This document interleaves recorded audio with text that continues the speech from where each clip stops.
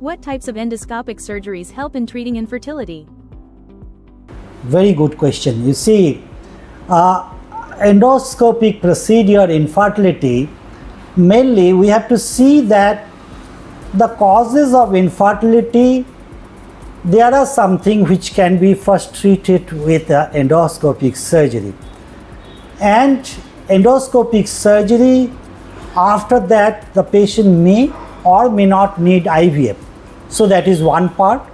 The second part is that before IVF, the patients who are selected for IVF, we need to see that the patient, the reproductive system anywhere, maybe in the ovary, maybe in the uterus, maybe in the cervix, maybe in the fallopian tube, these are optimized.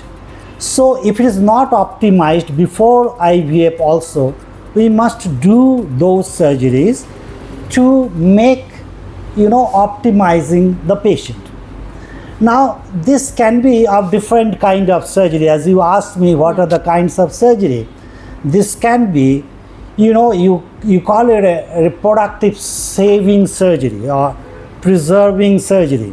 As for example, suppose there is a fibroid uterus sitting inside the uterus.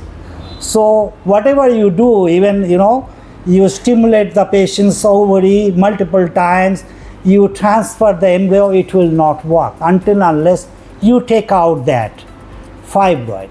So this is one example which you call it a fertility saving surgery. That means I am only doing the part so that the fertility is saved, and as well as this can be said as a fertility preserving surgery. Okay. Then the second kind of surgery is fertility enhancing surgery. We know that her possibilities say, as per evidence, maybe it is 30%, but we can make it to 50% by doing something. That is fertility enhancing surgery. As for example, I'm telling you there is a septa inside the uterus, right?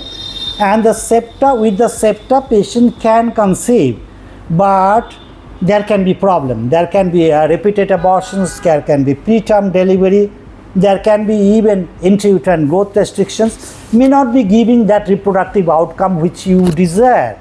That means the 30% of possibility, you are making it 50%. What you do? That is fertility enhancing surgery, means you are doing hysteroscopic septal resections and the results are excellent. Suppose the miscarriage rate is 75% with that septa, she has come to me and I do the surgery, the take-home baby rate is more than 75%.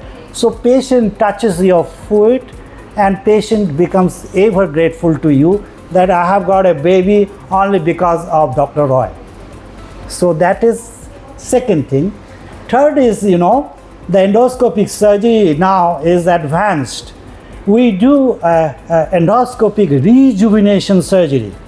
Like as somebody's ovary is little, energy is not there, and if you call it biochemically, then the AMH is very less, or maybe that the antral follicles are not good. In that case, how can I re-energize the ovaries? So it is called energy rejuvenating surgery. So what we do is, we laparoscopically, we give some injections in the ovary, you give platelet rich plasma, you give stem cells, and the ovaries which were not working now start working within 2 months time. The AMH was maybe in point something and less than 1, now it is around 3. So then it really helps us so that we do the rest of the thing in assisted reproductive technology, she becomes pregnant. So these are the various endoscopic surgery. It can be a laparoscopic surgery, it could be a hysteroscopic surgery, but it is either saving or enhancing or rejuvenating surgery.